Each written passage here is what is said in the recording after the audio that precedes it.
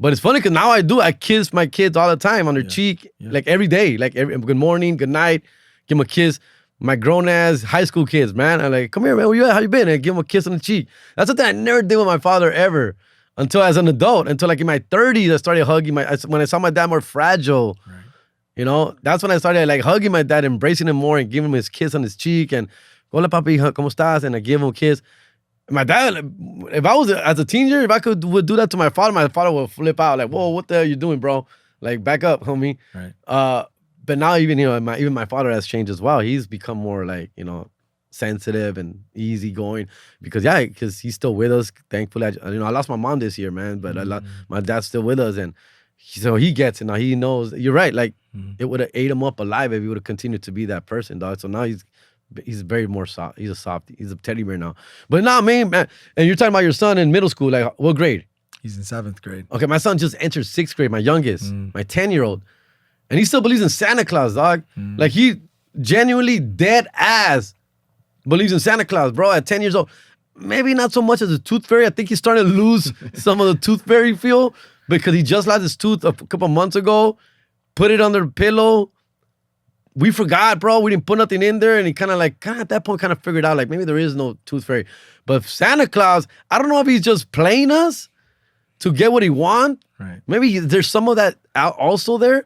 But he comes with a genuine feel and belief in Santa Claus when he talks about him. When he talks about him, still like at 9 years old and 10 years, this last Christmas, he still talks about like, yo, man, you think Santa found out about the time that I got in trouble? This, hey, dude, like, you think Santa could bring 2 gifts instead of 3 gifts this year? Like, he's trying to figure shit out which is cute as shit. But at the same time, you're like, bro, you're also 9, dog. Like, is this fake? Are you playing me, dog? Are you for real? I don't want him to. I don't want to question it, bro. Like, I don't want to like talk him out of any situation. But I also worry for him because now he's in middle school, dog. And you know how middle school could be. You're middle school. Now he's a middle school child believing in Santa Claus. I don't know if that's a good.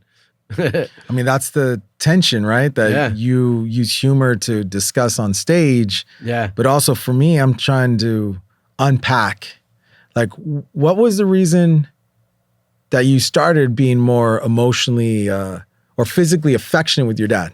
Was it because you saw him starting to get frail? Yeah, I think it was that, bro. Yeah.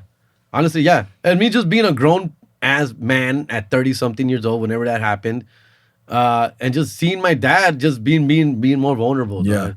And being just seeing him slow down and not being able to work and be as strong. Right. And then that's when I started. Yeah, I remember just one day just hugging him and kissing him and him being okay with that. I don't know how exactly it happened. I just remember it just organically happening. And it happens regularly now? Yeah, bro. Now I see my dad every time I see my dad, which is not often. He lives up in the Inland Empire. So when I do see him, yeah, of course, go in for the hug and the kiss and I miss you. How you been? How you doing? And the goodbye is the same, bro. And there's no ifs or buts about it now, dog. Yeah, and my hope for this conversation is 2 fathers. Yeah. With 2 sons pretty much the same age. And coming up in the generation we did, where, you know, my dad loved me more than life itself. But mi abuelo never said, mijo, te amo. I love you. So therefore, I never really heard those words growing up. And I always wanted to, you know. I try to act on macho like, oh, I didn't need to hear it. No, but I do. And I still do, you know. And with this new generation, it is different.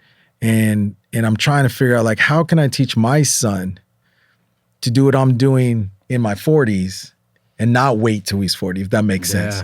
To be more like, just tell me, don't hold it in, you know? And obviously he's going through mood changes and all this other stuff.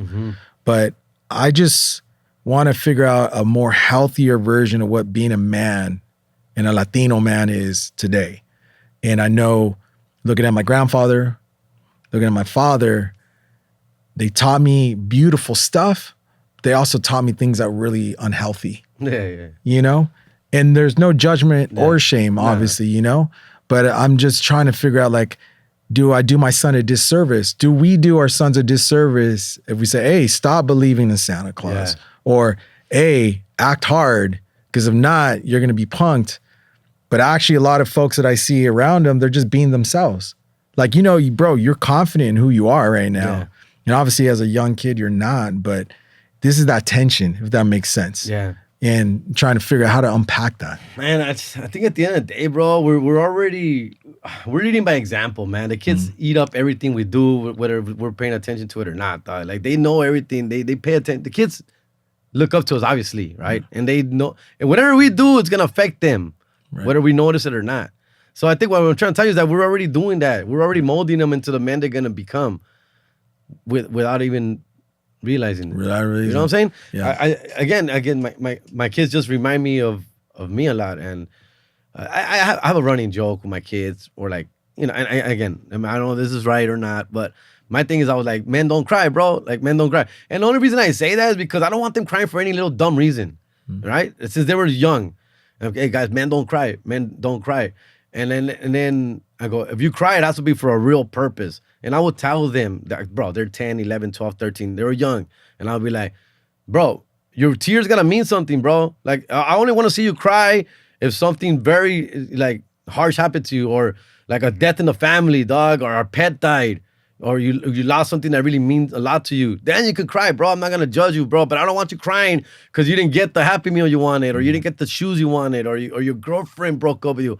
I don't want to hear that at 10, 12 years old, bro. Like I want your tears to cry, because I'm not much of a crier. I don't cry, dog. Like, I've never been cry. As I'm getting older, and I'm becoming a little bit more softer, dog.